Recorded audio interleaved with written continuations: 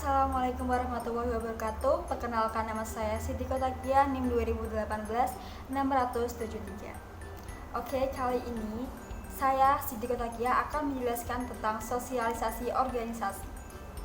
Sosialisasi dalam organisasi itu penting loh. Kenapa? Karena dalam sosialisasi organisasi, anggota diberikan pengetahuan dan informasi agar anggota terlibat aktif dalam organisasinya, bebas mengekspresikan diri, dan dapat beradaptasi dengan lingkungan organisasinya.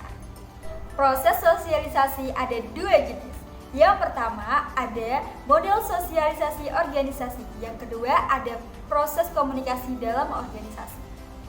Oke, kita jelaskan dalam model sosialisasi organisasi. Ada apa aja sih? Nah, model sosialisasi organisasi ini ada dua jenis, ada fase dan ada konten.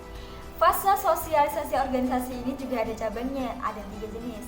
Yang pertama itu ada sosialisasi antisipasi. Yang kedua ada fase pertemuan, dan yang ketiga ada metamorfosis.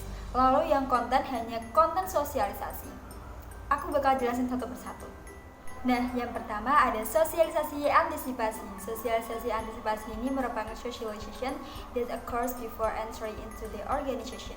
Jadi kita sebelum memasuki organisasi, kita lebih mengenal terlebih dahulu organisasi ini tuh tentang apa, lalu job desk-nya tuh apa aja. Contohnya, aku memasuki UMK Broadcasting, jadi aku lebih mengenal organisasi itu terlebih dahulu. Organisasi itu ada tentang job design, ada tentang job MC, ada tentang job public speaking dan sebagainya, ada radio dan lainnya. Dan aku suka terhadap job tersebut, maka aku akan mendaftar di UMK Broadcasting.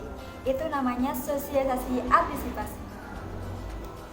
Fase pertemuan. Fase pertemuan ini adalah phase of socialization that occurs into the organization, point of entry when the employee come to life on the job. Maksudnya gimana sih?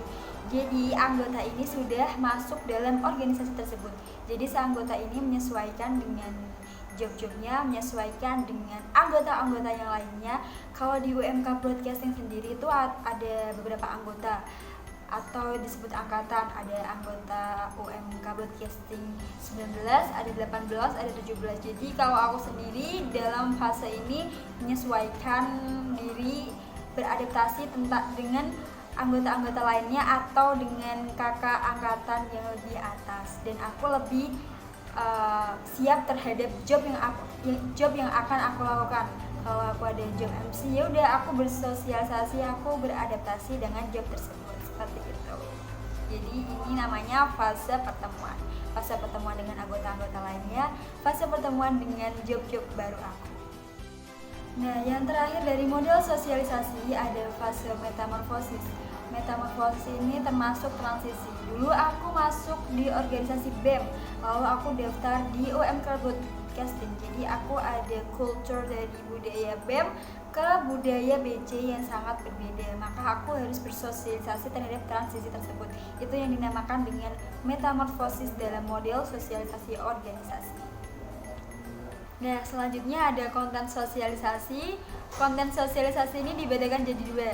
Ada pengertian dari Lewis, ada dari Myers, dan juga Ozell. Kita bahas yang di pengertian Lewis. Jadi kalau di pengertian Lewis itu ada dua, informasi pesan dan juga informasi budaya.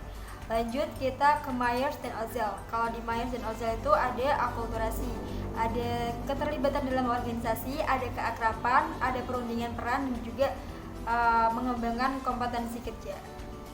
Selanjutnya ada proses komunikasi sosialisasi, didapatkan dari wawancara kerja, pencarian peran dalam organisasi, teknologi, dan juga pencarian informasi pribadi. Oke, itu saja penjelasan presentasi dari judul sosialisasi organisasi. Maaf jika masih banyak kekurangan. Saya pamit dulu. Wassalamualaikum warahmatullahi wabarakatuh.